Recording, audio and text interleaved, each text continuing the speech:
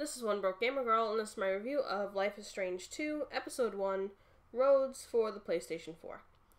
I've been waiting for this game since the release of The Awesome Adventures of Captain Spirit that came out after E3. You can watch my review of that game by clicking on the link down in the description below. This was supposed to be a complete 180 from the original Life is Strange and introduce the player to a new character, taking a step away from Max and Chloe. While the game would take place in the same universe, this time everything is supposed to be different, and even the whole rewind time thing is gone. Anyway, after one full playthrough and a collectibles run, I was able to get all of the trophies for this episode, which means it's time for a review. In Life is Strange 2, you play as Sean. Sean is the typical high school teenager, which it seems like these games will revolve around, and all he wants to do is party with his friends and get the girl of his dreams. Everything is going as planned until his little brother Daniel gets into a fight with the neighbor next door. After that, everything goes to hell as the police show up and Sean and Daniel's father is killed in front of them. Daniel just goes crazy at this point, and the game picks up again a few days later where Sean and Daniel are on the run.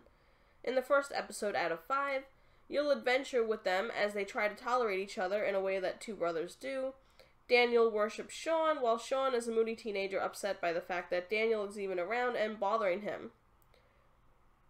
Sean will have to learn how to take care of Daniel, since he's all Daniel has now, and try to find out what the hell is going on with his brother and this strange power he possesses. I thought this episode, while decent, started off really slow. The first half of the game will be spent helping Sean get ready for a party that he's supposed to be going to before the big event of his father dying. The second half will be them on the road doing various different things like camping out in an abandoned trail, going to a gas stop, getting abducted at the gas stop, and then getting away. And then the last half of the game is basically the two brothers coming to terms with the death of their father and what's going on with Daniel. I thought this game did a nice switch up as you basically play as Chloe this time around. You're not the one with the powers and someone else is. This time it happens to be your little brother, which makes things even more interesting, seeing how you have to take care of him since he doesn't know what's going on with him himself. What kind of superpowers does he have? You won't learn anything about this in this episode, as it basically ends on a cliffhanger, leaving things open for the next episode. This is what I didn't like about this episode. Whereas in Life is Strange, you knew what Max's powers were from the beginning, probably because you were playing as her. This game took a lot of time just doing random things and being left in the dark. This episode was also super long and at times boring, as adventuring through the woods and the amount of cutscenes where you basically just had to watch went on for what felt like forever. That being said, the cliffhanger ending made me eager for the next episode.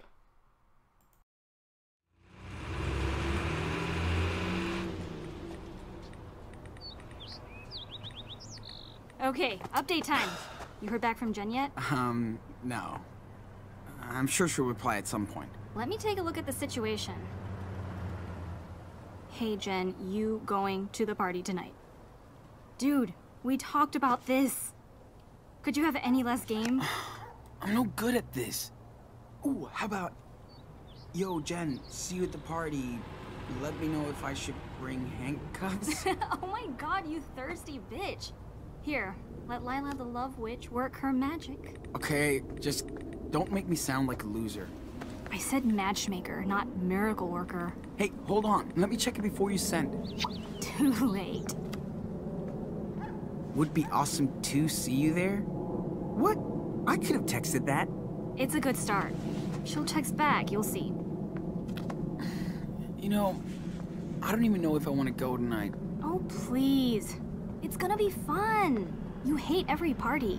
Oh, because they're all the same. Too many people, too fucking loud, everybody's wasted. Yes, Sean, you just described a party. The playability of this game is just horrible and wonky. Moving around Sean isn't that easy, as this game is basically just a walking simulator and that doesn't even operate properly. When all you really do for most of this game is walk, and the game can't even do that right, there's something wrong. While it wasn't too bad in my initial playthrough, the collectibles run was just horrible. The camera wouldn't follow Sean couldn't move in certain areas, and Sean even got stuck between two logs and a rock at one point. This was just unacceptable, especially after the cost of this game, which was a staggering $40. Other than that, the game played nicely. Because Sean is the one with the superpowers, you'll have other things you can do, like gather collectibles from their journey and draw in your notebook to document your adventure. This all works fine, as does the talking options, but it's just the walking that really ruins it at times, since it can't even do that properly. Not to mention, I did have a game-breaking glitch in the game that while I was playing, the game just stopped working at a certain point and crashed my whole system. System crashes are the worst, and it happened at the worst possible time, which was while I was filming. Even if I wasn't filming, this would have still annoyed me, since anything that hard crashes my PlayStation 4 just really ticks me off. The graphics for this game basically mimic the improvements to the graphics that were made in Life is Strange Before the Storm. Since most of the game takes place outdoors, the scenery is nicely done and it has a nice feel to it. The faces have made some major improvements as well and look more real and less cartoon-like. This is a big improvement and one that I was really impressed with. I really enjoyed the graphics, and as always, the music enhanced the environment and made the graphics just really fitting for this game. It's funny how Life is Strange uses music to do this, and I think it's brilliant. There are a total of 9 trophies for this episode, which include completing the whole episode and getting all of the collectibles that are scattered around the area where Sean and Daniel will be exploring, as well as completing one drawing in Sean's notebook. These aren't hard trophies to get, and while you get most of them easily, you'll probably have to go back and do a collectibles run unless you use a guide while you play. I would suggest playing the game for the first time and seeing what happens, and then going back for the collectibles, since it'll only take 10 to 20 minutes tops. There is no multiplayer for this game, and that makes me happy. I could have seen this game trying to incorporate some kind of multiplayer where someone would play Sean and someone would play Daniel, but I'm glad that they didn't. I do, however, could have seen the appeal of being able to choose which character you wanted to play. Maybe if the game made you play as Daniel the first time around, and then the second time around you had to play as Sean, and the decisions that Daniel made would impact Sean.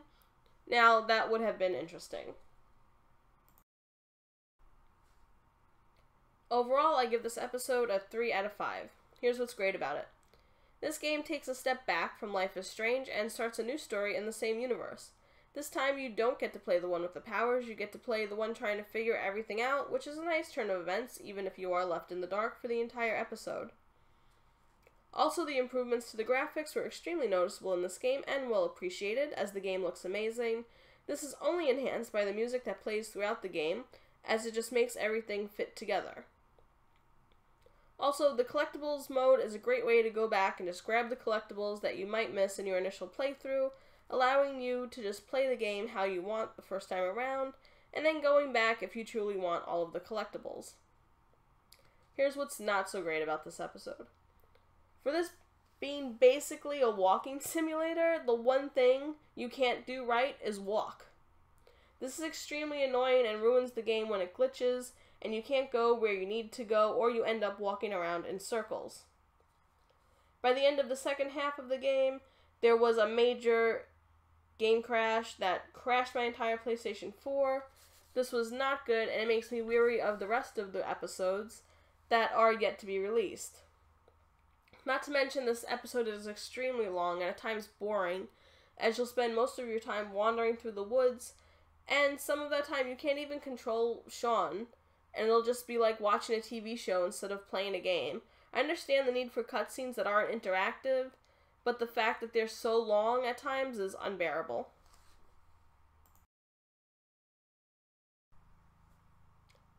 While this was an interesting start to Life is Strange 2, I'm still a little weary about this game, even if I am excited for the second episode. The price tag for this game was high, making the bar for this game even set higher because of the price tag. If the game ends up not living up to expectations from the first game, then I fear that this series will be finished after this game. I didn't say this before, but I wanted to mention it here, that this game is also very political. I understand the developers wanting to make a statement, and I completely agree with them on the points that they made, but I think that video games aren't the place to do that. I have to listen to this type of shit every single day, and the last place I want it is in my video game where I'm trying to escape from all of this. I felt that this was unnecessary to the story, and because it takes place in a basically made-up world, the fact that these political issues are there makes no sense. Anyway, I'm going to say that if you're a fan of Life is Strange, that you'll want to play this game, just don't have high expectations for this game yet. If you were on the border when it came to Life is Strange, and you weren't sure about the game, I would say to hold off for now until all the episodes are released and the price is dropped. Party and stuff. So, Well, if you want to attend to a party and stuff, you have to earn it, Your Honor. oh, shit. Hey, he swore. Yes, I heard tattletale. Please, Judge Diaz, be an example to the court and society. Then you can go hook up or chill or whatever. Now, who deserves to eat this final Choco Crisp? Your adorable little brother who eats about 10 bags a week, or your poor, suffering father who slaves over a hot engine to provide his family with a home and a garage? Me. Come on, Judge. Shh. Let him decide. Judge, the verdict, please.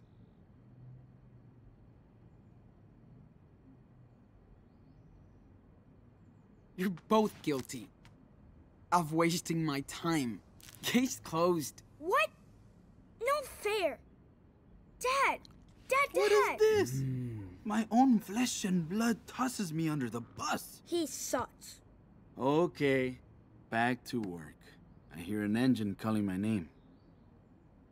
And you better play nice together, like you always do. Yeah. I have to work to my room, too. Yeah? Don't hurry back.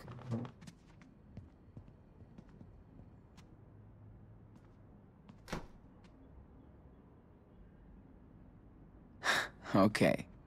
Let's get this party list started. This is One Broke Gamer Girl. I just want to say a big thank you for watching this video. If you liked what you just watched, then go ahead and hit that like button down below. One more thing, since you've already hit the like button down below. You've already hit the like button down below, right? Well then, why not go ahead and go one step further and leave a comment too? Since you've already hit the like button and left a comment, you did both of those already, right?